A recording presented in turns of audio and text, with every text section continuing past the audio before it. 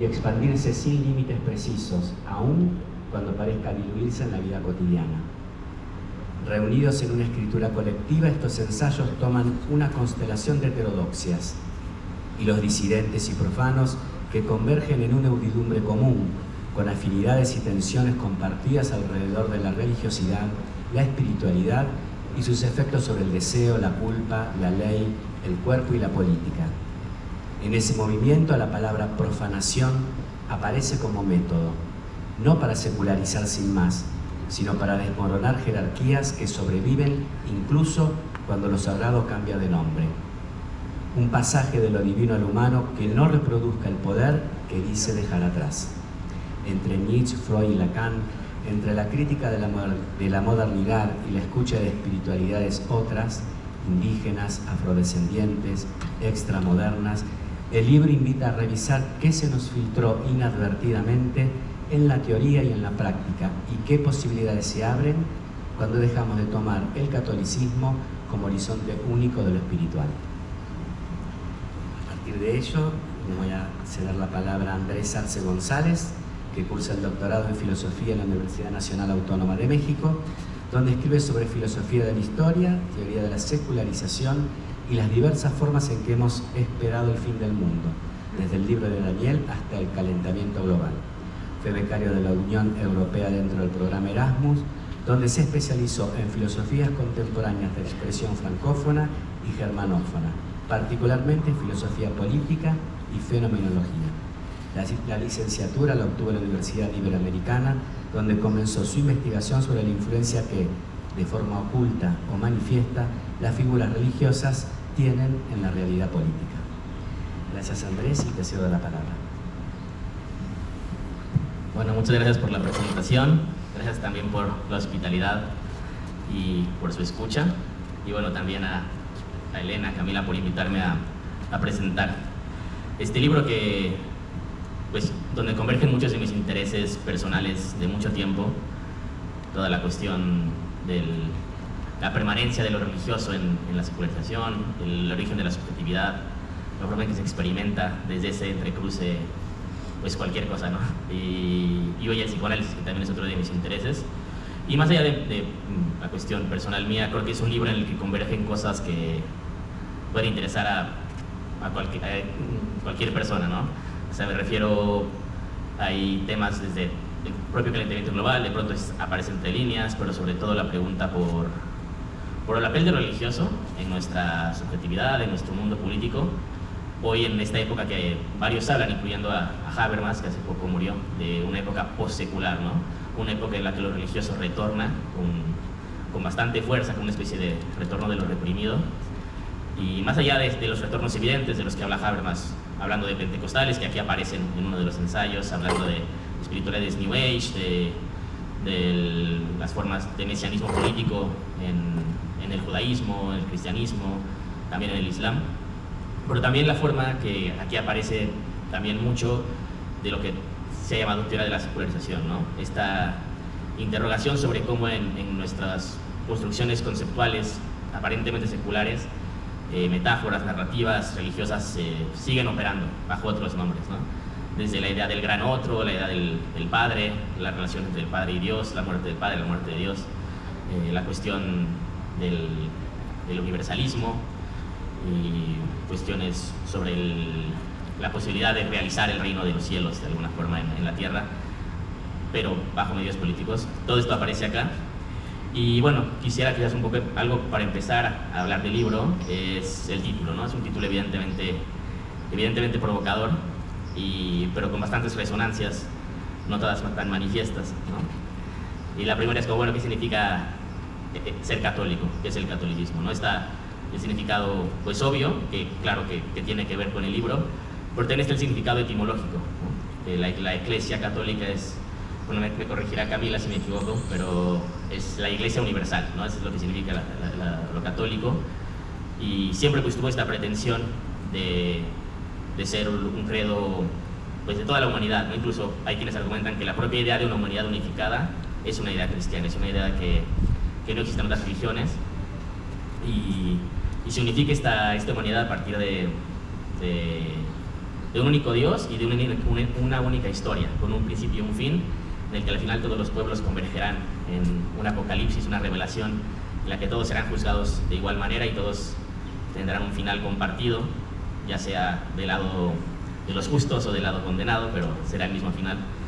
Y en ese catolicismo, esa universalidad, pues se enfrenta siempre con lo otro, ¿no? Y, por ejemplo, uno de los textos, el último, habla justo como lo universal del catolicismo, pues solo puede existir en oposición a lo otro, a lo no católico, ¿no? Y cómo se conforma este universalismo a partir de lo que lo niega y de cómo en esta negación hay una especie, podríamos decir, una especie de dialéctica, una especie de canibalismo al estilo de Oswald de Andrade, ¿no? De fagocitar lo otro, incorporarlo, y es solo a partir de esa negación que puede existir, ¿no? A partir de la negatividad existe lo uno. Y eso también se expresa en la subjetividad, en otro de los textos que no hablan tan explícitamente del catolicismo, ¿no? Pero encontramos textos en los que se pregunta por la muerte de Dios, su relación con la muerte del Padre, y sobre todo un tema que aparece bastante, porque bueno, algo que tiene este libro interesante también es que es muy ecléctico, ¿no? Hay tanto en enfoques y temas, o sea, tenemos textos sobre que dialogan con lo que aquí se llama santería, o en Brasil candomblé, umbanda, que son las religiones yorubas, ¿no? Las religiones de origen nigeriano, bueno, lo que es Nigeria, que a partir de la esclavitud llegaron a América Latina y se fusionaron con el catolicismo en una especie de híbrido muy extraño, uno parece también muy católico, si consideramos que lo católico es esta capacidad de fagocitar lo extraño y crear una especie de collage barroco que se define por su oquedad, su negatividad. Entonces, dentro de ese marco se pregunta uno de los textos de qué tipo de espiritualidad ocurre, ¿no? Ocurre en la cosmovisión yoruba, y cómo se puede pensar desde el psicoanálisis y de nuestras epistemologías modernas o posmodernas, si queremos, occidentales. También aparece mucho la espiritualidad mesoamericana, la cuestión del catolicismo, y desde enfoques también variados. O sea, hay enfoques más clásicamente psicoanalíticos, otros más antropológicos, otros filosóficos, históricos. Entonces, bueno, dentro de toda esa riqueza hay claro que varios hilos conductores, y uno de ellos que igual quisiera preguntarles a las escritoras que están aquí, si pudiéramos desarrollar un poco la idea del análisis como la búsqueda de un ateísmo viable, ¿no? Es una frase que aparece en varios de los textos, la idea de que un poco el objetivo del análisis es crear un ateo viable, porque la frase es de Lacan, que no esté como completamente sometido al gran otro, ¿no? Claro que Lacan no habla de un ateo que se dice ateo porque no va a misa y no cree en Dios, sino alguien que realmente ha logrado como liberarse, o más bien no liberarse, pero establecer una relación distinta con el otro. Y bueno, aquí se pregunta qué tanto es posible, si la liberación del otro no llevaría o a la mudez, en un sentido muy estricto de no hay relación con el otro, que es el lenguaje, o a una omnipotencia humana, que quizás es lo más interesante, lo que más vemos, ¿no? en los discursos, uno puede decir falsamente ateos, que quitan a Dios y ponen al cogito y lo elevan como una especie de Dios soberano de todo, ¿no? Y que bueno, tiene vertientes políticas muy interesantes. Y otro de los hilos que yo vi es la idea del ejercicio espiritual, porque esa es recogida de un seminario de Jan Alush, donde él habla del psicoanálisis como un ejercicio espiritual, lo cual el propio texto lo dice, ¿no? Generó mucha polémica, porque dicen, ¿cómo va a ser eso?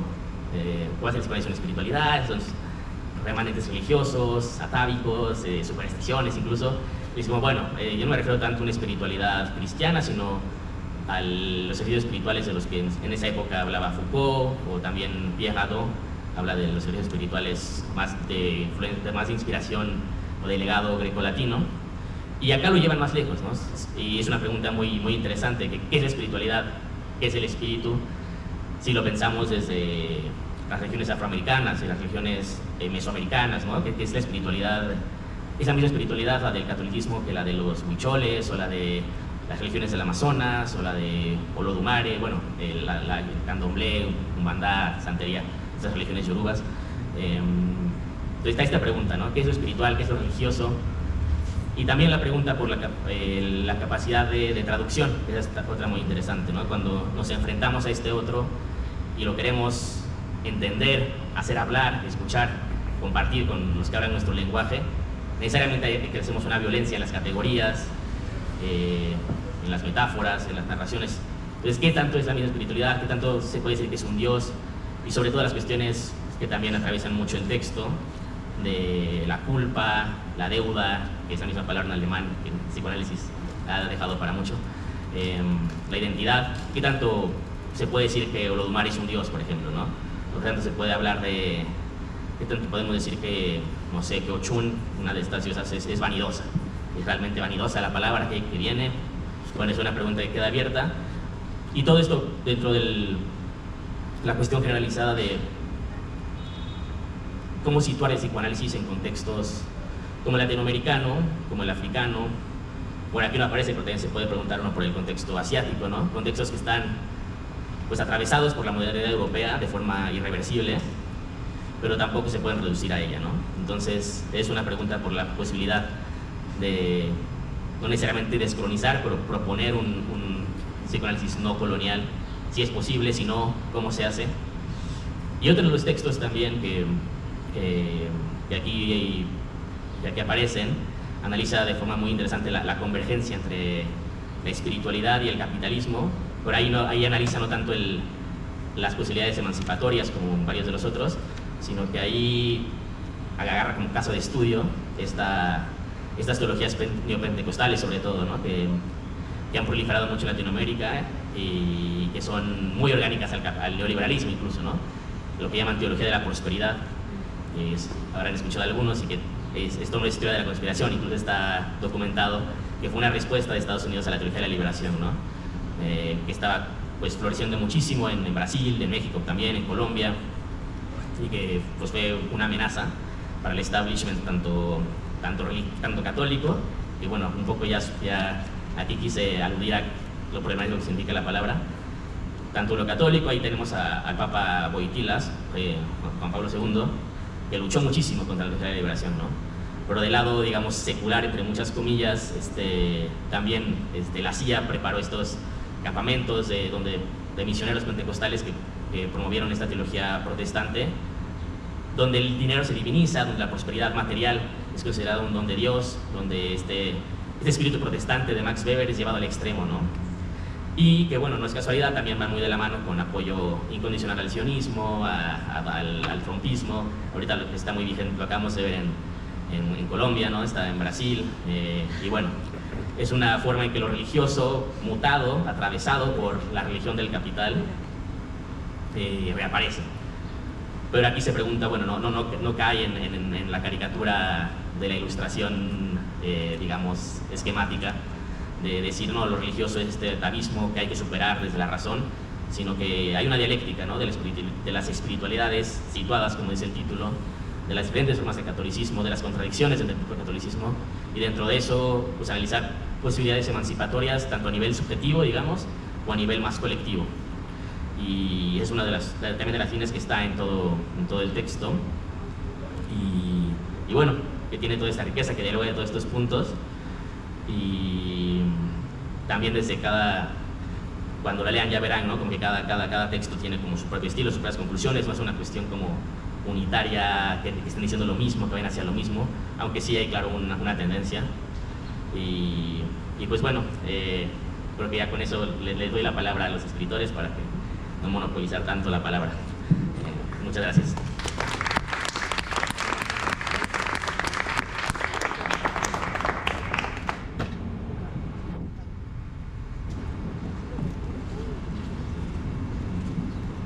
Elena, ¿te parece? Sí, pero primero te presento.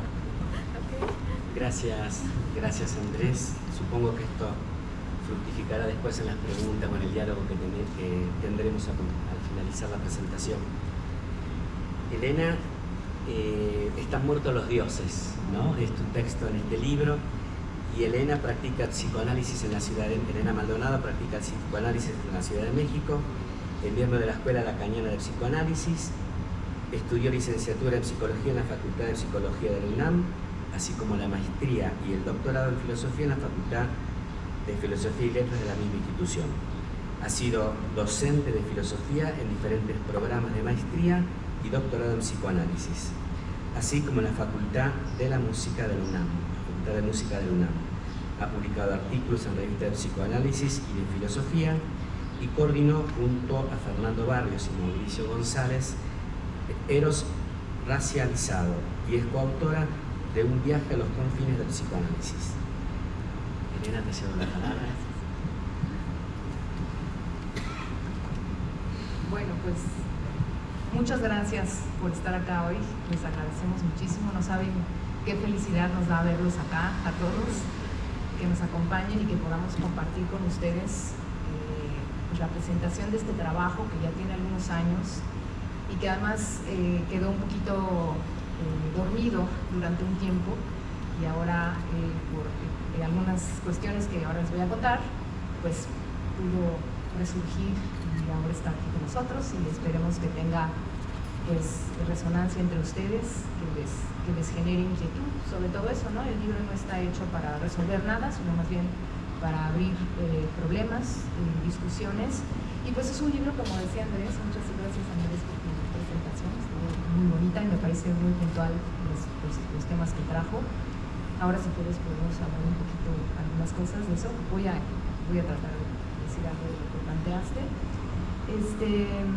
Pero bueno, también el espíritu del libro pasa por ser un libro pues que tiene una cantidad de aristas y que está, digamos, gestado desde distintos campos, en la frontera entre distintos campos, que me parece que es un espacio importante y muy productivo, ¿no? Cuando se pueden encontrar esas fronteras entre disciplinas o campos diferentes, me parece que se producen cosas pues interesantes, y ese fue pues el espíritu.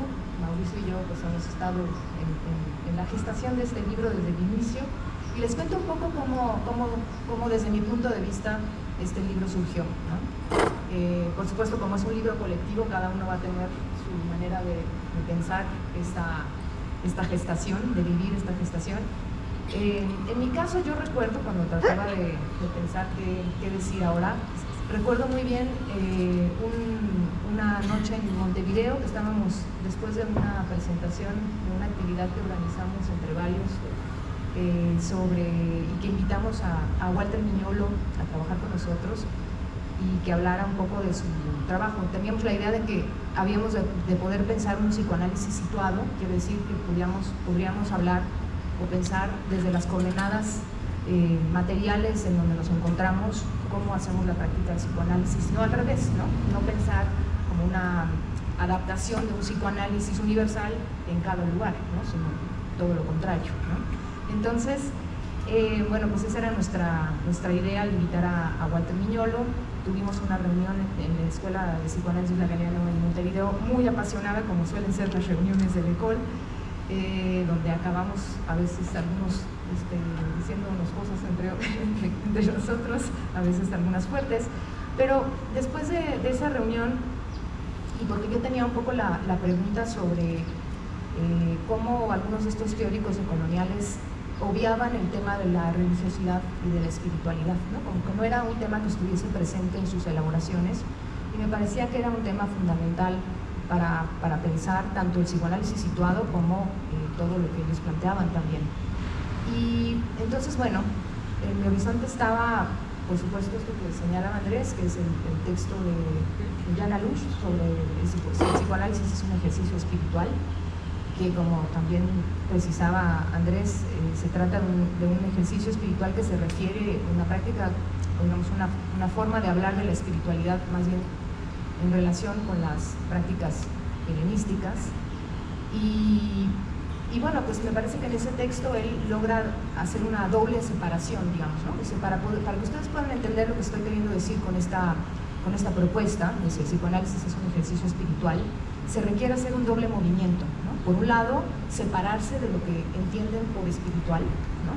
Y separarse entonces de la relación que inmediatamente se establece entre espiritual y religión judeocristiana, monoteísmo judeocristiano. Y por el otro, también una separación de todas las prácticas psi, ¿no? Que también eso era muy importante en ese momento para Alush. Creo que la propuesta sí lo logra hacer, sin embargo, a mí me parece que el texto de Alush obvia también lo espiritual, ¿no? O sea, como que solamente habla de lo espiritual en el sentido de las escuelas helenísticas, ¿no? Y me parece que quizás es un poco estrecho pensarlo. No quiero decir con eso que no sea importante, ¿eh? Creo que el valor que tiene es que enfatiza la relación entre el sujeto y la verdad, y por lo tanto es que el ejercicio espiritual consiste sobre todo en una transformación, ¿no? Entonces pensar el psicoanálisis de esa manera me parece que abre brecha y permite también desmarcarse de un cierto moralismo que impera en el psicoanálisis, ¿no? Por eso entonces yo estaba en ese momento trabajando el seminario de la ética, y después de esta discusión tan apasionada que tuvimos con Mignolo y los miembros de la escuela, me fui a leer el seminario de Lacan de nuevo. Al final de ese seminario hay 2 sesiones, que por cierto es un seminario que solamente hay un solo establecimiento, que llama la atención, ¿no?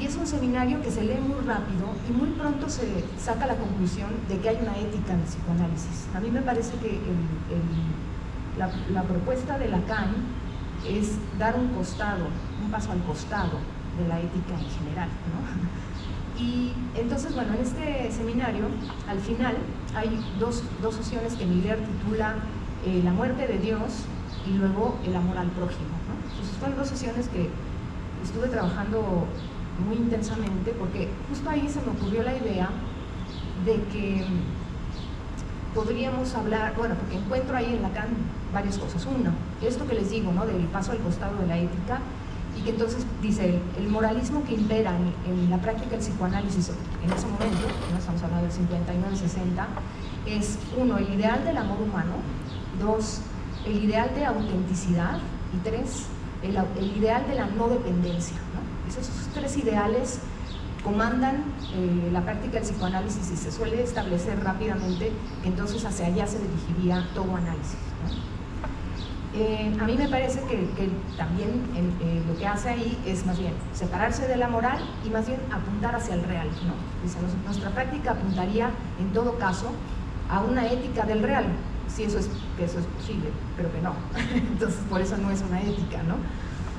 Y bueno, en estas sesiones en donde que Miller titula La muerte de Dios y el amor al prójimo, hay una frase que me llamó mucho la atención y que fui corriendo al colectivo de Ori, que en ese momento estábamos Fernando Barrios y Mauricio González, y les dije, no, miren, acabo de encontrar esta frase que podríamos trabajar en el espíritu de lo que habíamos estado pensando juntos, y es cuando Lacan dice que los cristianos, dice él, hemos arrasado con el campo de los dioses. Y se trata, dice, de encontrar a la luz del psicoanálisis qué hemos puesto en su lugar.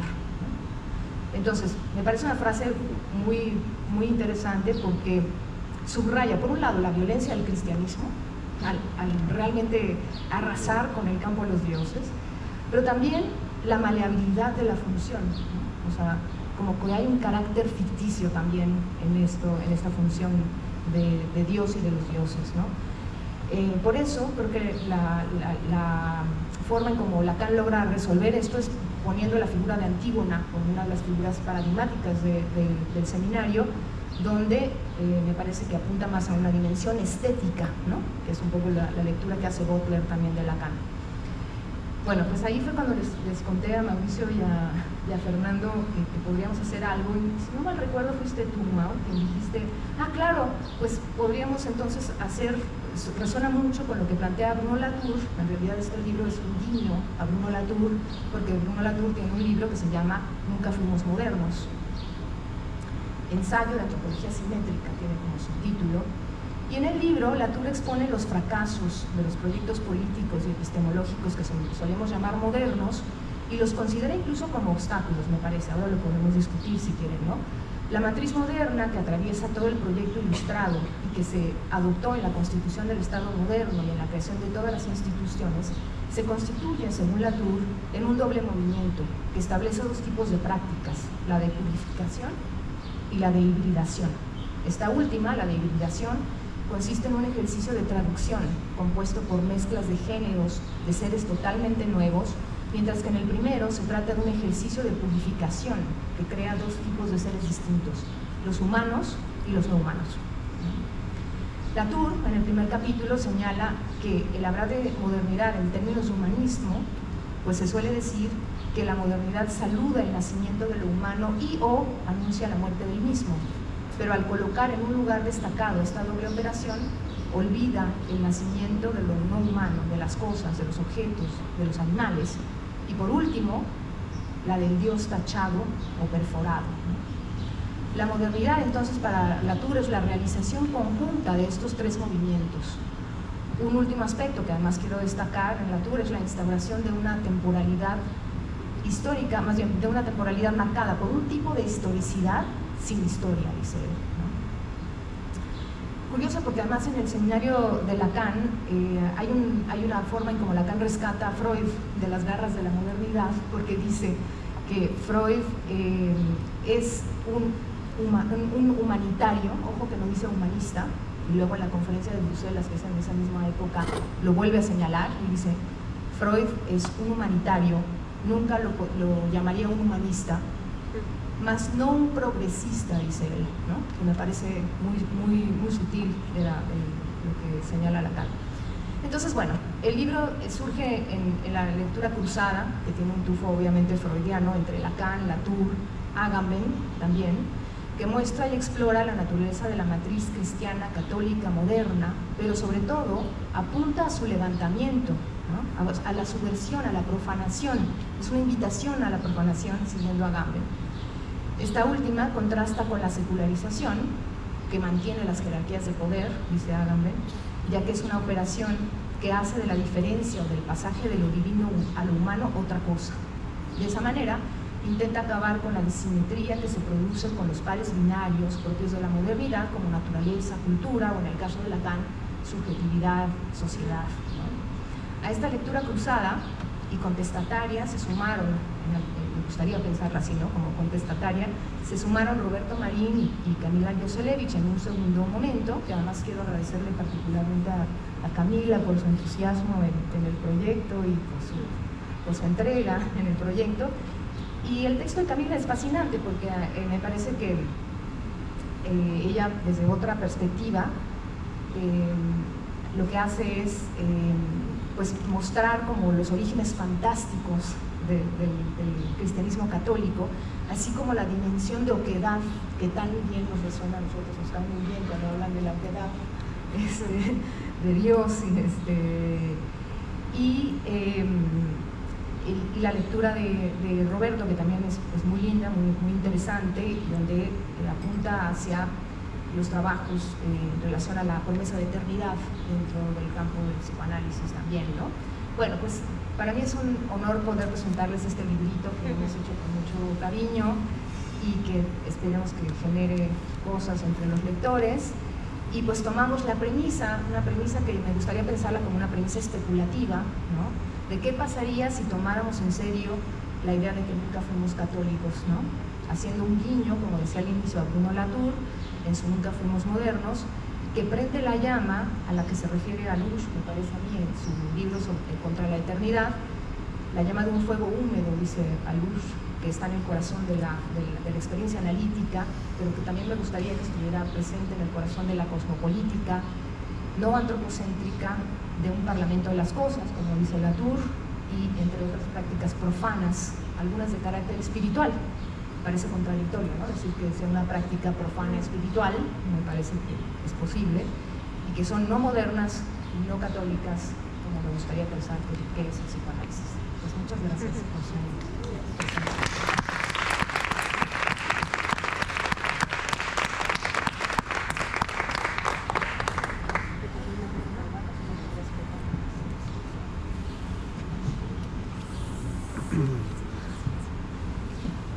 Gracias, Elena, impresionante. Ahora vamos a cederle la palabra a Camila. Camila Yoselevich Aguilar es maestra y doctora en Historia por la UNAM. Es miembro del 2013 de la Sociedad Mexicana para el Estudio de las Religiones y desde el 2022 del Sistema Nacional de Investigación de Investigadoras e Investigadores de México. Es profesora en la licenciatura en Desarrollo y Gestión Intercultural de la UNAM. Sus principales temas de investigación articulan la relación entre religión, discurso y poder, especialmente dedicada a las configuraciones discursivas de la disidencia y la herejía. Cuenta con diversas publicaciones en México, Colombia y España y en el 2024 editó el libro Heresiologías, operaciones teológico-políticas sobre la disidencia en la historia. Muchas gracias, Andrés. Bueno, qué gusto verlos aquí. Qué alegría. Y sí, qué alegría poder formar parte de este libro que ahora estamos presentando. Gracias, Andrés, también tú por albergarnos en tu editorial y por este trabajo tan lindo. Yo sí quiero agradecer, ¿no?, muy directamente a Elena y a Mauricio por invitarme a formar parte de la publicación. Entré por la ventana, efectivamente, ¿no? Soy la única que no es psicoanalista de las y los autores de este libro, pero también querría decir que en ese sentido me gustó mucho la propuesta, ¿no? Sí, porque los textos, los autores, ¿no?, los 4 autores, todos provienen y sus enfoques en relación con la premisa de nunca fuimos católicos, y eso qué le da o qué le quita a la configuración de la subjetividad y al análisis de la configuración de la subjetividad, ¿no? Todas esas abordajes eran desde, como Andrés ya también lo decía, desde lugares bien diferentes, ¿no? Nunca fuimos católicos, y ¿qué más nos da? Desde el punto de vista antropológico, desde el punto de vista filosófico, desde el punto de vista, por supuesto, psicoanalítico en todos los casos, ¿no? Pero sí, también como Andrés ya decía, hay un enfoque que tiene que ver con los orillas, ¿no? Y ese como el lugar de enunciación del problema, y otros enfoques que tienen que ver con, bueno, muy diferentes enfoques, ¿no? Desde lugares bien distintos. Y entonces, cuando me hicieron la propuesta de participar ante la misma pregunta, pues me interesó y me emocionó mucho poder decir, bueno, desde mi propio punto de vista, desde mi propio lugar de enunciación, ¿no?, a lo que yo me dedico, cómo tampoco el catolicismo fue nunca católico, ¿no? Cómo desde la historia de la religión y desde el problema teológico de la historia antigua de la religión, también se puede decir que nunca el catolicismo fue católico. Y eso, de nuevo, ¿y eso qué más nos da y qué le importa a la configuración de la subjetividad y al análisis de las subjetividades, incluso contemporáneas, ¿no? Entonces, para mí fue un ejercicio muy hermoso poder dialogar con ustedes desde ese lugar, pues no psicoanalítico, pero sí haciéndonos la misma pregunta, ¿no? ¿En qué sentido, qué más nos da? Esa sería como la pregunta, ¿no?, de base, ¿no?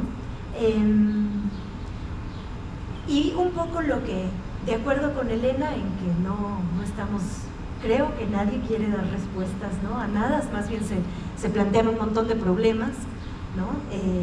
No se resuelve mucho, se abren rutas de problemas y de preguntas.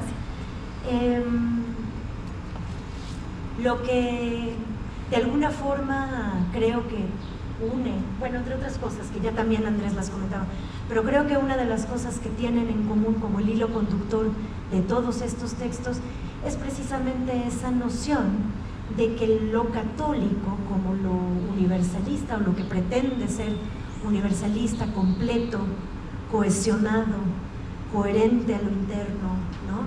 Que no deja poros, etcétera, al interno, justamente es todo lo contrario, ¿no? Está lleno de huecos, solo puede avanzar por encima de un suelo lleno de huecos, solo puede avanzar por encima de fagocitar diferencias, pero sin esas diferencias no puede avanzar. Y si eso es lo que le ocurre a nivel teológico, histórico, al catolicismo, ¿cómo, ¿no? ¿Cuáles serían sus problemas hoy en día, 2000 años más tarde, ¿no? Después de 2000 años y ya con imperios, con colonización, con la modernidad en el medio, etcétera, etcétera, ¿no? ¿Qué nuevos problemas se va encontrando con esa pretensión de completud, de avanzar anulando diferencias cuando no puede? No puede, porque la única forma en que puede avanzar y llenar los huecos es solamente si sigue habiendo huecos y si sigue habiendo diferencias, etcétera, ¿no? Entonces, pues es así la paradoja del catolicismo, tal vez del cristianismo mismo, ¿no? De entrada, la paradoja crística de entrada, pero bueno, en este caso es la paradoja católica. Para mí es muy bello poder dialogar con ustedes, sí desde un lugar que no es el psicoanalítico, pero desde un lugar donde nos preocupan tal vez cosas muy similares, ¿no? Y nos inquietan y nos tienen, ¿no? Nos inquietan problemáticas muy similares, no solo por la amistad que nos une, que nos convoca, sino además porque nos convocan preocupaciones muy parecidas. Entonces, siento que en este compendio, en este compilado, hay efectivamente un diálogo muy bonito desde preocupaciones parecidas, ¿no? No solamente, justo no son puntos de vista ni abordajes teórico-metodológicos similares, sino preocupaciones similares. Entonces, bueno, nada, lo agradezco mucho y de nuevo gracias Andrés Telesca por la paciencia y por albergarnos en esta bellísima publicación. Gracias. No, gracias a vos, Camila. Sí, es una experiencia.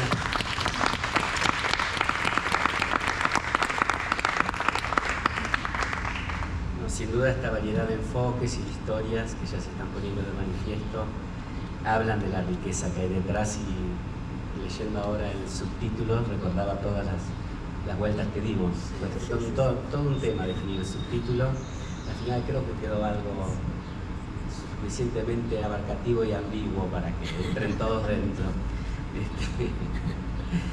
Finalmente llegamos a ti, Mauricio, que fue de quien primero escuché esta propuesta y esta historia, enseguida con Elena, y hoy fuimos conformando esta urdidumbre. Mauricio González González practica el psicoanálisis en Ciudad de México, estudió etnología en la ENA, maestría y doctorado en desarrollo rural en la UAM y maestría en teoría psicoanalítica en el Colegio de Psicoanálisis Lacaniano, del cual es director de investigación. Colabora en diferentes programas de licenciatura y posgrado en escuelas públicas, privadas y comunitarias. Es miembro de la Coordinadora Regional de Acción Solidaria en Defensa del Territorio Huasteca Totonacapán y de la Alianza Mexicana contra el Fracking. Publicó Macehual Ochtili, Grafías de la Diferencia Nahua en la Huasteca Meridional, y Ecologías Insumisas, Antagonismos al Geontopoder de la Extracción Petrolera, que recibió el premio Cátedra Jorge Alonso 2023, así como diversas compilaciones en torno a pueblos mesoamericanos, antropología, teoría decolonial y psicoanálisis.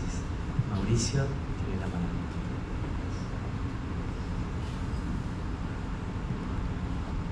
Bueno, pues muchas gracias por estar aquí. Sé que hay partidos mundiales, o sea, hay una religión que está en disputa con este evento, y cosa que me hace valorar mucho más que gente como Ingrid haya llegado, ¿no? Y que, pues eso, tengamos tantos amigos aquí reunidos. De verdad que muchísimas gracias, es muy conmovedor. Y bueno, pues este libro tiene también todo eso, ¿no? Algo que le contaba a Elena que me pasó y que no lo tenía presente, es que Latour muere en octubre del 2022 y yo no sabía que lo quería tanto, ¿no? Después de Pedro Infante y Elvis Presley, que no han muerto, por cierto, varios deambulan aquí en la Condesa, Latour me conmovió mucho, ¿no? Si algo ha permeado mucho de mi forma de trabajar antropologías ambientales, además de los trabajos de Alessandro Gesta, ha sido el trabajo de Bruno Latour. Y en ese momento estaba cerrando mi tesis y tenía como una intimidad que pues, me sorprendió, la tristeza que me embargó. Poder presentar un texto que se llame Nunca fuimos modernos, chica, eso no. Nunca fuimos católicos ya, ¿no? Nunca fuimos católicos, casi en serie, nunca fuimos modernos, con las frases de Haraway, de nunca fuimos humanos. Claro. Me parece que es una fortuna que jamás hubiera imaginado, ¿no? Carlos Dávila, que es otro trickster de los rituales antropológicos, me decía, bueno, pero ustedes tienen serie con... Nunca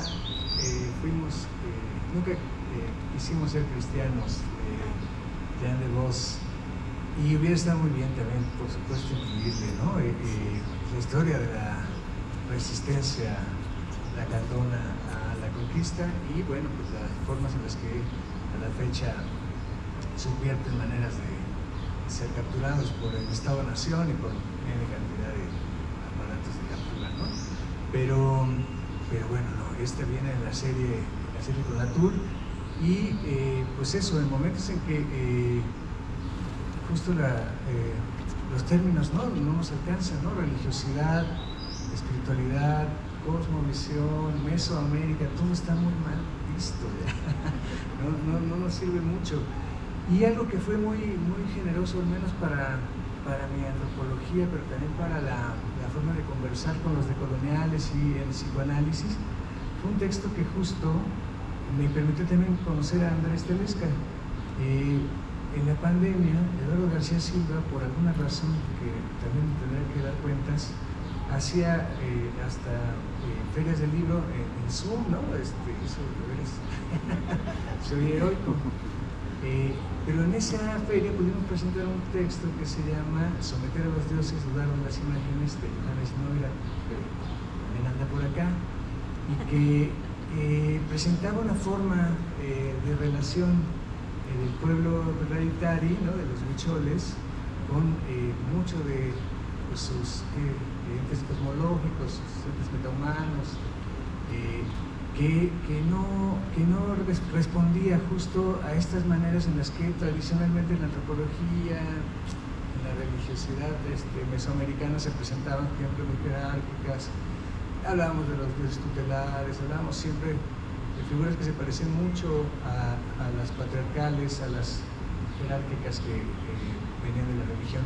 Y la forma en que presentaba Johannes a través de arte, de ritualidad, de mitología, hacía ver justo muchas jerarquías que también otros antropólogos estaban explorando, por ejemplo, de los Ramón con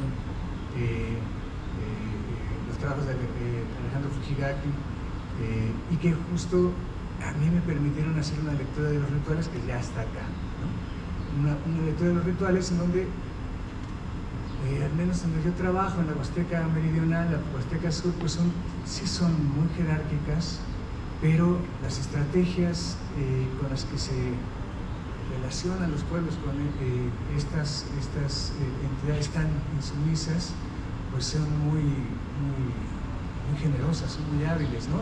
Y ahí pues eso, empiezan a formar colectivos que pues favorecen mucho los trabajos del tiempo, ¿no? Entonces, las diplomacias que aparecían en Latour eran muy generosas también para repensar mucho de lo que dábamos por supuesto en las relaciones cosmológicas con los pueblos amerindios, y que pues eso me permitieron hacer teorías del territorio que justo pues son aquellos que acompañan movimientos campesinos indígenas de defensa contra megaproyectos como la fractura hidráulica, ¿no? Que es algo que me ha ocupado algún tiempo. Entonces, teníamos antropólogos muy buenos en la mesa, ¿no? Teníamos justo ya todas las enseñanzas de la cosmopolítica, Stengers, de Latour, teníamos las enseñanzas de Roy Wagner, que también muchos amigos han enfatizado eso, teníamos a Luis de Castro, y teníamos esas antropologías que estaban hechas en México, que estaban presentando cosas inauditas. El chamanismo justo de Alexandre Orquesta, que también está aquí, justo permitía formas de relación tan creativas y tan extravagantes que resonaron mucho con uno de los libros que tuve el honor de presentar, que compiló Camila, y que justo hablaba de heresiologías y de una topología que no era la lacaniana, no era esta señal real, sino que hablaba de topologías en donde había esta ambigüedad de qué era en las esferas del ser y no ser, ¿no? Siguiendo mucho a Alonso Loza. Entonces era muy bonito porque ahí donde yo aprendía esos catolicismos muy creativos, muy cosmopolíticos que estaban operando en los pueblos campesinos indígenas, que eran muy evidentes en las defensas territoriales. Esas batallas también estaban dándose en la teología política con autores que también estaban trabajando en México desde lugares también pues muy extravagantes, al menos para mí, pero que tenían muchas resonancias, ¿no? Entonces ahí donde, por ejemplo, con la topología diferenciada que hacen en estas teologías políticas heresiológicas, tienen muchos encuentros con las cosmopolíticas que estaban presentando muchos de los autores que, por cierto, SB ha estado promoviendo y dándoles lugar para publicar. Entonces es un encuentro de un montón de generosas plumas de muchísimo trabajo, que además pues no es muy convencional aún, tristemente, ¿no? Bueno, estamos justo hoy haciendo todo lo contrario, pero aún pesan mucho las tradiciones mesoamericanistas. Alessandra lo vi haciendo un coraje ahora en Puebla porque la gente habla de cosmovisión. Habremos de hacer el núcleo unos cosmoviciosos, pero cosmovisionarios, ¿no? Pero algo que fue también fascinante pues fue tener cerca justo toda esta crítica, toda esta sensibilidad dentro de la práctica analítica que Fernando, Roberto y Elena particularmente tienen en torno pues eso, a prácticas espirituales, a la mística, al candomblé, ¿no? A justo maneras en las que el psicoanálisis podría ser impugnado. Fíjense, es tan obvio, no sé si les parece, pero también tan vergonzoso que tengamos que estarnos preguntando si es posible pensar psicoanálisis con otro tipo de religiosidad que no sea la judio-cristiana. Es como pensar que por qué siempre aprendemos inglés, alemán, francés y jamás una lengua indígena, teniendo 69 pueblos hablando ahorita cosas imposibles para la Castilla, ¿no? Entonces, el psicoanálisis, siglo y cacho después, esté preguntando por si es posible pensar con cosmopolíticas amerindias, me parece vergonzoso, pero me parece un acto también muy digno, muy generoso para poder poner en conversación, más en sociedades como las nuestras, en las que, pues eso, todo el tiempo estamos atravesados por ese tipo de otras maneras de hacer con lo que no queda capturado, ¿no? Y ahí hay una cosa que también tiene que ver justo con la práctica, ¿no? O sea, cuántas veces, ¿no? Y hablo para los psicoanalistas, han escuchado cosas que se salen del Oaxaca, ¿no? Que hablan justo más y se parecen mucho más a esas maneras en las que los Tlaloquiteme, los sustos, las enfermedades que no son de doctor, y que 2 o 3 generaciones arriba ya estaban súper difundidas, aparecen en la consulta, ¿no?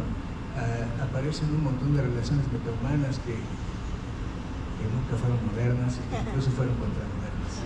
Y en ese sentido también esa es la invitación, ¿no?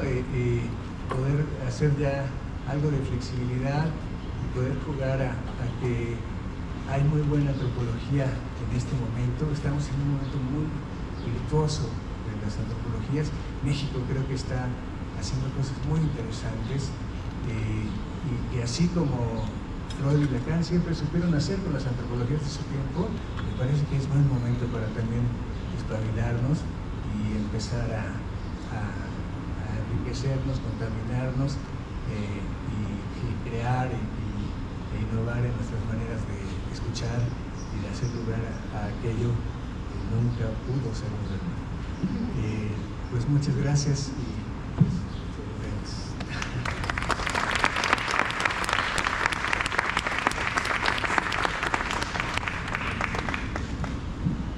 Gracias, Mauricio.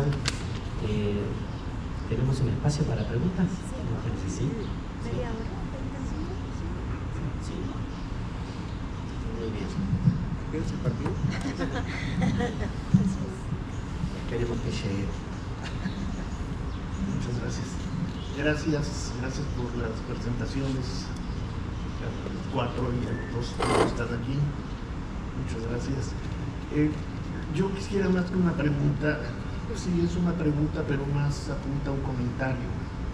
El título, que alude totalmente a lo que planteaba Elena, pero a mí me resuena esto de nunca fuimos católicos, dos cosas. Ese plural de fuimos, ¿quiénes son aquellos que nunca fueron católicos? ¿O somos todos los que no fuimos católicos? Y el católicos, ¿por qué no cristianos? Porque se ha usado las dos palabras, católicos y cristianos, como algo medio indistinto cuando no lo es, ¿no? El comentario es que me lleva a pensar, también me remite al título de un libro escrito por alguien de la escuela, Jean-Louis Sou, que dice, no que tan católico Lacan, es el título del libro, no que tan católico Lacan. Yo no lo he leído el libro, creo que Elena, tú lo leíste porque lo presentaste, ¿no? Pero lo cuestionaste mucho en aquel entonces, públicamente, él estaba en la presentación, hiciste un comentario un poco ácido para él. Bueno, pero yo a lo que voy es a que quizás se hace necesario un comentario. Hablo desde el psicoanálisis, yo no soy antropólogo, mucho menos teólogo, ¿no? Por más que quisiera, no lo soy, a diferencia de otros. Pero bueno, un comentario creo que se impone sobre la relación de Lacan con el catolicismo, porque eso incide en su enseñanza y por lo tanto en la práctica de quienes estamos tocados por Lacan. Y Lacan era absolutamente, se decía católico, nunca dijo no soy católico, siempre dijo soy católico. Él se dijo que era gnóstico, nunca se dijo ateo, a diferencia de Freud. A diferencia de Freud, nunca se dijo ateo. Y él se calificaba de agnóstico.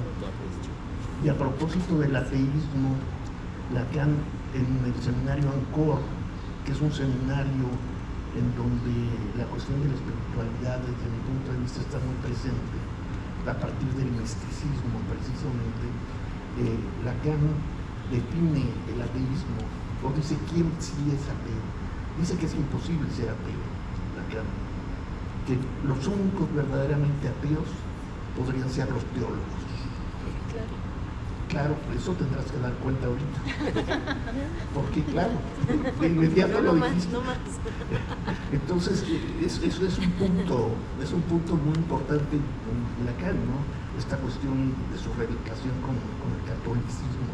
No estoy diciendo el cristianismo, estoy diciendo específicamente el catolicismo. Lacan nació en el seno de una familia ultracatólica, burguesa ultracatólica por parte de la madre. Estuvo en una escuela muy católica durante 10 años de su vida, de los 6 a los 17 años.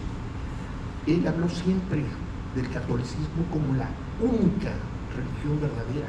Sí que era católico, decir que la única la etimología del catolicismo, la única religión verdadera, por la cuestión trinitaria. Por la cuestión trinitaria, Padre, Hijo, Espíritu Santo, real, simbólico, imaginario, la relación entre estos tres elementos, ¿no? Y Lacan siempre se mantuvo en el catolicismo. Ustedes leen sus seminarios y en cada seminario no menos de 5 veces dice, oh Dios mío, todo el tiempo, mon Dieu, como dicen los franceses, es una expresión ultrafrancesa, pero tiene su peso, digamos, hay que darle el peso a las expresiones, ¿no? Mi Dios, y él nunca renunció al catolicismo, incluso pidió hablar con el Papa. Ya no me extiendo más en este comentario, pero sí valdría la pena para quienes desconocen la relación que Lacan mantuvo con el catolicismo, que estén enterados un poco, ¿no?, de cómo fue esto. Y bueno, espero, Camila, que digas el porqué. No. La pregunta, nada más un comentario breve. Sí, a mí justo el punto es ese, ¿no? Que cuando hablamos de religión en psicoanálisis, estamos hablando de judeocristianismo. Y yo creo que es importante decirlo, no es que esté bien ni mal, pero es así, ¿no? Y creo que, como dice Mauricio, pues religión, espiritualidad, no alcanzan a describir las prácticas a las que queremos, digamos, darles lugar, ¿no? Entonces es una crítica al psicoanálisis en el sentido de que está todo el centrado en el judeocristianismo y en la forma en como Freud planteó la relación del origen de la cultura en función del asesinato del padre y todo lo que eso implica, en fin, ¿no? Entonces, que es muy valioso, sin duda, pero no es lo único que existe. Creo que hay una cantidad de otras formas de espiritualidad que no están presentes en esas maneras. Esa es un poco la idea, ¿no? Por eso la cita de Lacan de decir, nosotros arrasamos con nosotros, dice él, ¿no? Los cristianos, dice, así dice, arrasamos con los dioses, ¿no? Y se trata de ver qué pusimos en su lugar y por qué y cómo funciona.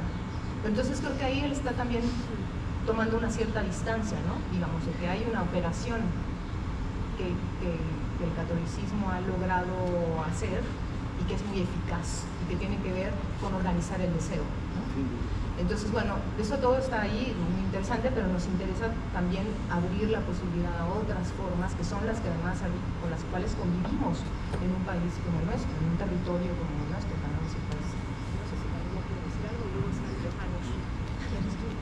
Bueno, yo también, sí, aunque no soy de los autores, como tuve el privilegio de ser de los primeros lectores también, desde mi lectura, creo que el título tiene mucho que ver con esta cuestión de, o sea, sí es el catolicismo, digamos, históricamente existente, pero es un juego también con la idea de decir, nunca fuimos universales. O sea, creo que una de las líneas que hay mucho que olvidé decir acá, igual leída quizás como por mi formación de filósofo, pero es esta cuestión de la unidad, por aquí se habla de una especie de monoteísmo de la conciencia, por así decir, ¿no? De cómo el legado católico, cristiano, universalista, incluso en los ateos, tenemos un ateísmo católico, por así decir. O sea, yo creo que justo una de las virtudes del libro es que, aunque parece muy lapidario, ¿no? Nunca fuimos católicos, ya que lo lees, pues no es una afirmación que esté negando simplemente, sino que habita esta tensión. Como que nunca fuimos católicos significa, citando a Benedetto Croce, ¿no? No podemos no ser católicos. O sea, nunca fuimos católicos y siempre fuimos católicos en el sentido de que nunca tenemos esta universalidad, pero siempre estamos posicionados ante ella, ya sea negándola o evitando la tensión entre negarla y afirmarla, en esta oquedad que es lo que constituye el catolicismo, según mi lectura.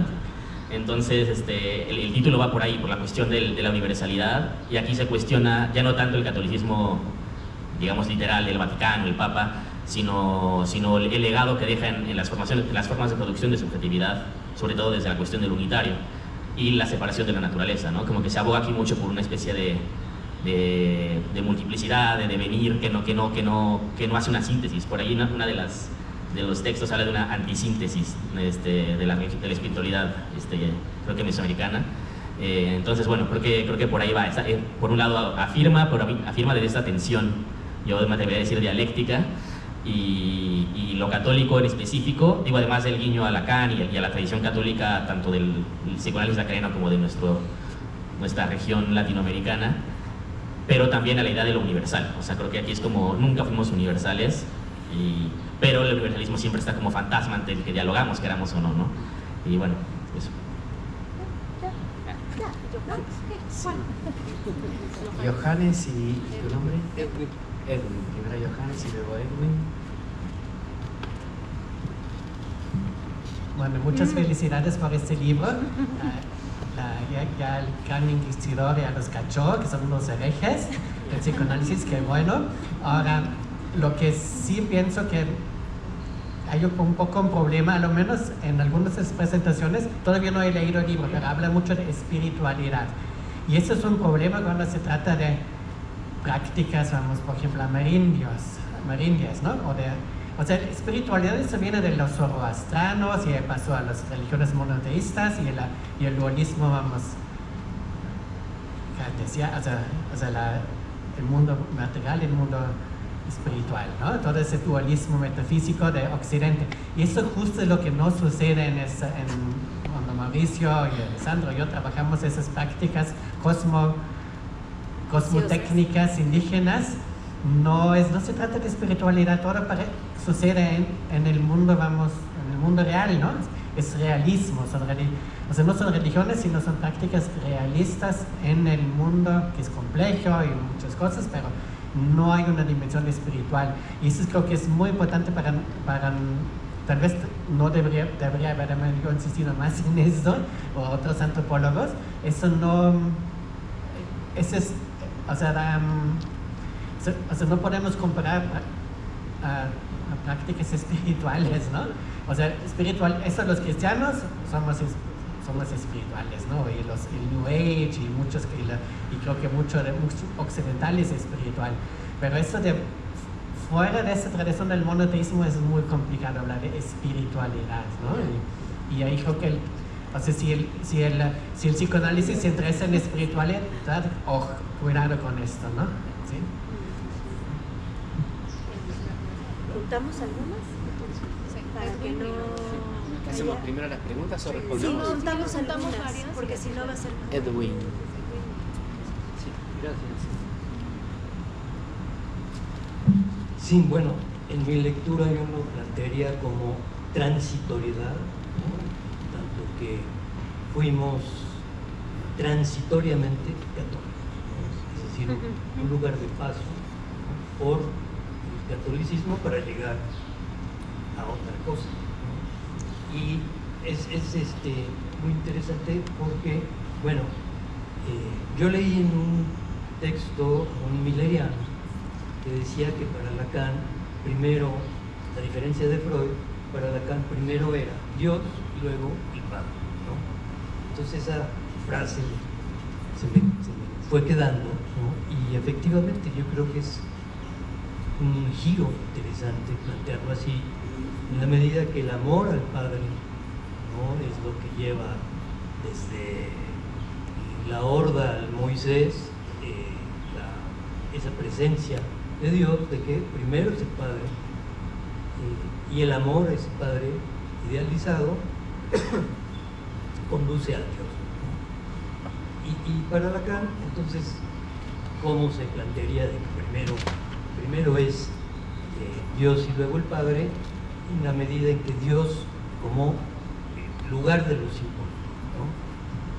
Y también un Dios transitorio, ¿no? Es decir, en qué medida ese Dios es transitorio, y bueno, en mi lectura es transitorio también en tanto que el otro tachado, el Dios tachado, puede habitar al otro no tachado. En ese planteamiento, y de que sí, el otro también es transitorio. Eso es lo que muestra la práctica psicoanalítica, me parece. Sí. Ahí había una pregunta. Bueno, mi pregunta, no he leído el texto, entonces no sé si estoy preguntando al texto o más bien a ustedes, ¿no? A mí el título me interpela porque yo practico la religión católica, ¿no? Yo voy a misa, voy a la hora santa, y hago muchas cosas que me gustan desde una parte personal. No soy psicoanalista, pero sí soy paciente de psicoanalista. Mi pregunta va para allá. Si yo, como feligrés de la iglesia, ¿no? Como feligrés al templo, ¿no? Me puedo preguntar si nunca fui católico en oposición a la institución, pues, que compra las hostias y todo, en gloria de quién sería católico, ¿no? Si de la iglesia o mía. Igual, si yo soy paciente, o sea, ¿quién es el psicoanalista? ¿En gloria de quién es la sesión? ¿Del paciente que está psicoanalizándose o de la teoría y de el que compra las hostias, ¿no? Analíticas? Entonces, si es nunca fuimos católicos, ¿quiénes, no? Si la institución o el feligrés de las instituciones. Tres preguntas. Empezamos con la de Johannes. Sí, bueno, no, muchas gracias, Johannes. Sí, sabes que siempre tuvimos problemas. Teníamos la dificultad de la compilación, ¿no? O sea, teníamos un practicante de candomblé, teníamos, pues eso, alguien que estaba leyendo Federico Navarrete, cuestiones de, ¿no? Historia fuerte, ¿no? mucho más, más complejas, o bueno, menos nacionales, menos serviles al Estado-Nación. Yo traía estas cosas de la ritualidad y pues eso, los buchones a los alambre de abajo, del brazo, entonces no sabíamos cómo decirle, ¿no? Y era un exceso también, ¿no? O sea, la verdad es que a mí me hubiera gustado más algo así como cosmopolítica, ¿no? Y algo más, pero creo que tampoco era justo con las otras aproximaciones, ¿no? Y muchas pues sí responden a cierta lectura. Es algo, ahora que lo releí, los libros de Alush, ¿no? O sea, como que tenían mucho efecto, al menos en casi todos nosotros, ¿no? Y eso, ¿no? Lecturas justo en torno al otro de Lacan, que aparece como en existencia, ¿no? Te recordarás. Entonces, no irreductible al simbólico, por ejemplo, el Dios en Lacan, ¿no? O sea, en varios momentos de enseñanza, digo, podemos reseñarlos bien, está Sara Vasallo y el libro, ¿no? Entonces, como que estaba bien complicado decir qué, y lo único que encontramos muy precariamente, pero lo dice el prólogo, es así, la falta de mejor opción, pues le pusimos espiritualidades situadas que traicionan, ¿no? O sea, tienes toda la razón, y justo parte, por ejemplo, al menos a mí lo que me encanta de Montañas Sagradas de Alessandro, que anda chupando allá atrás, creo, es que justo pues él presenta holobiontes muy bellos, ¿no? En donde las montañas nahuas son muy pues parte de los metahumanos y humanos, siempre hay esas ambigüedades, esas dudas que, bueno, ya, tú te las sabes. Pero sí, ahí no tuvimos muy bien cómo hacer, ¿no? Habría que seguir pensando y queremos mucho seguir haciendo cosmopolítica en el catolicismo. Y en ese sentido, ¿sabes? A mí, mi texto, por ejemplo, al final termina con Teología de la Liberación. Yo trabajo mucho con todavía teólogos que fueron parte de, o catequistas, ¿no? Incluso no puedo pensar mi colaboración con el STLN sin pensar en los catequistas de Samuel Ruiz, pero pues esos no son los que fueron al catecismo conmigo, por supuesto no son los lasallistas que son súper violentos, con los cuales ha trabajado Jesús y los ha puesto en su lugar, no son los del libro, ¿no? Son unos catequistas pues, muy celtales, muy autonómicos, muy insumisos, que pues producen el común, una cosa que ni siquiera sabemos muy bien cómo aprenderla, ¿no? Entonces ahí la antropología llamada catolicismo popular, no sé, este tipo de cosas que pues seguían siendo muy serviles, o sea, como uno, como dice Andrés, frente a la multiplicidad que en nuestros pueblos pues no ha sido domeñado, ¿no? O sea, somos pueblos amerindios, ¿no? Dice Viveros que fuimos blanqueados y que pues, no fue un crimen perfecto, ¿no? Claro. Entonces ahí tenemos un montón de maneras de practicarlo fantásticas. Bueno, en cuanto a lo que preguntaban Edwin y Jesús, a mí me parece que no estoy tan segura si es transitorio, ¿eh? O sea, sí creo que en teoría sí, digamos, ¿no? Pero creo que en más de una ocasión nos encontramos en situaciones que son altamente, digamos, de una religiosidad extrema, ¿no? De gente que habla de Freud como el Dios Padre, ¿no? ¿No? ¿Sabes? Esas lógicas que están al interior del psicoanálisis, y creo que es un esfuerzo el de Alush también, el de poner eso en la mesa, porque en la medida en que se pone en la mesa, pues entonces por lo menos lo ves, ¿no? Si no, antes ni siquiera lo ves. Entonces no estoy segura si hay una transitoriedad, digamos, prácticamente hablando, ¿no? Aunque quizás a nivel teórico, pues, no sé si está planteado, pero no estoy segura, y creo que esa es parte también de lo que generó el interés en estos trabajos, ¿no? Como esa dimensión que opera en todos y cada uno de nosotros, como decía Andrés también, ¿no? No solamente en términos de creencias, sino en términos de lo que implica esta unidad que heredamos, ¿no? Y creo que un poco pasa por tu pregunta, no sé si también tiene que ver con eso, ¿no? O sea, digamos que para que haya una experiencia analítica sí tiene que haber algo que llamamos transferencia, ¿no? Y en ese sentido pues hay ahí una dimensión irracional, digamos, por decirlo así, que atañe al amor, en fin, a muchas cosas. Espiritual, espirituales, si quieres, ¿no? A mí me parece que el psicoanálisis se beneficiaría si se plantea la experiencia en términos de darle lugar al misterio de lo que ocurre, ¿no? Digamos, ahí como algo que no está del todo ya prefigurado, ¿no? En ese sentido, pues, pero bueno, creo que operan muchas cosas, como decía, que están más en el lado del dogma, etcétera, que es desde el cual queremos producir otra cosa, ¿no? Ahora sí me gustaría solo decir algo. Creo que sí, la pregunta de Johannes es bien importante. Sí que nos puso en problemas cuando estábamos tratando de afinar el subtítulo. Sí que es algo no resuelto, pero además me parece bien importante, interesante, que es como siempre el diálogo abierto, ¿no? Como que es un momento, este problema del concepto de espiritualidad, de interculturalidad dura, radical, fuerte, porque no sabemos cómo nombrarlo, ¿no? Entonces, queremos abrir, dislocar y ¿no? reconfigurar conceptos, pero nos sale ese desde el horizonte desde que hablamos. Entonces sí creo que es como un momento, ese solo concepto es como una situación de interculturalidad fuerte, cabrona, que está bien y que bueno, que con la que nos estamos todavía enfrentando, ¿no? Porque no sabemos nombrarlo de otra manera, ¿no? Me gusta un montón el concepto de misterio, ¿no? Que no se le puede poner nombre, que no necesariamente se lo puede comprender de formas, etc. Pero cómo lo ponemos en el subtítulo de un libro, ¿no?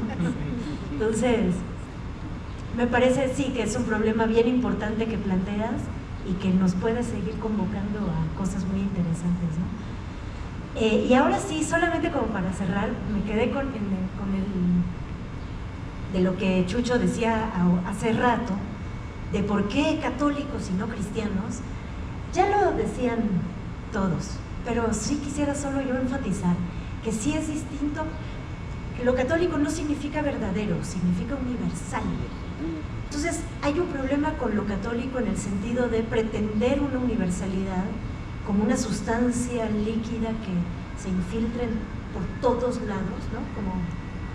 O como un gas, pues, que es capaz de llenar cada rincón de lo existente en solo su nombre, ¿no? Ahí estaría la etimología y ese es el problema de la pretensión católica.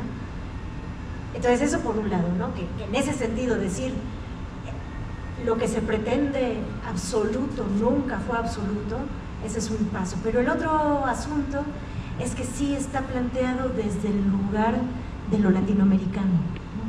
Entonces, sí fue el catolicismo, es el catolicismo el que le urge a este rincón de la tierra, por lo menos desde hace 500 años, aunque ahorita ya está siendo distinto, ¿no? Y ahorita ya las nuevas derechas vienen con el protestantismo a todo lo que da. Pero bueno, en términos de 500 años de tradición y de quiénes hemos sido, es el catolicismo el que más define contra qué estamos, ¿no? Qué tipo de construcción de subjetividades estamos, contra las cuales estamos encarándonos, etcétera, ¿no? No es cristiano a secas, genéricamente, ¿no? Sino específicamente católico. Por eso creo que este título tenía que ser así. Y nada más además cuando leas el texto de Camila es arrollador en eso. Exacto. Muy rápido nada más sobre eso. Sí.